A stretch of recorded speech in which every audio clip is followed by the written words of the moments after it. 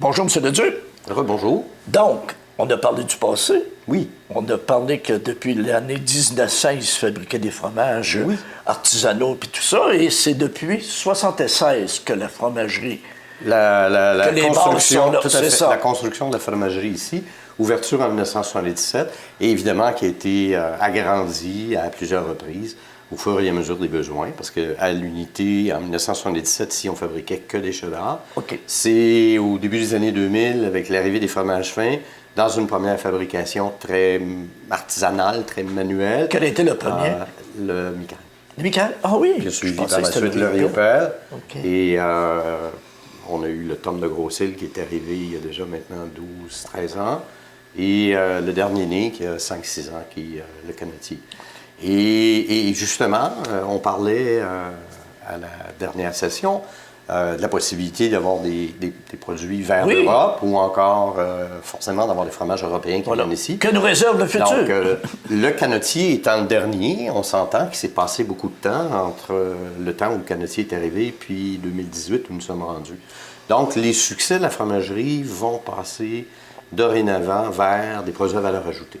Donc, on sait qu'avec les contingents d'importation qui s'en viennent, il va y avoir une quantité phénoménale de produits, mais de l'autre côté, il va y avoir des petits trésors européens qui vont s'introduire graduellement sur le marché. Et c'est à nous, les fromageries artisanales, d'être créatifs et de travailler sur des produits à valeur ajoutée. À valeur ajoutée qui ont une personnalité aussi. Absolument. Et chacun de vos fromages a sa personnalité. Absolument. On va toujours conserver le concept de base que c'est 100% lait de l'île avec des animaux nourris 100% par les fourrages de l'île. Donc, cette typicité-là du lait, typicité du terroir, et on ne fera pas des copies. Donc, on va créer des fromages qui ont ce goût-là, mais des fromages que l'on ne fabrique pas nécessairement aujourd'hui ici au Québec. Alors, au moment où on se parle, on a déjà en travail recherche et développement. Oui, vous avez d'excellents fromagers et une fromagère aussi. On a d'excellents fromagers. On a des gens qui sont en formation avec l'appui d'une direction technique européenne. Et on est déjà aujourd'hui avec 8 prototypes de produits de fromage nouveau. Donc, il y a du nouveau qui s'en vient. Il y a du nouveau qui s'en vient. Au cours des prochains mois, d'ici la période estivale, on verra minimalement 2 nouveaux produits qui vont arriver.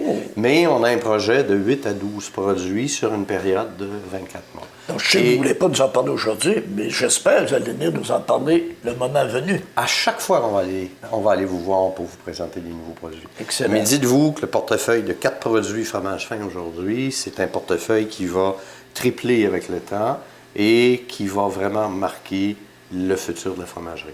Évidemment, des petites nouveautés en cheddar aussi, parce que c'est quand même notre histoire et c'est notre patrimoine. Donc, il y a également des nouveautés cheddar.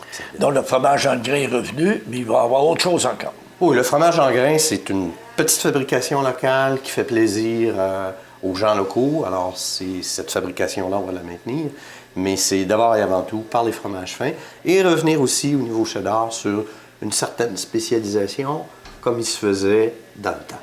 Donc, la fromagerie, elle a un très beau passé, mais je vois qu'elle a un très beau futur aussi. Vous savez, le défi d'être sur une île, c'est d'assurer sa survie.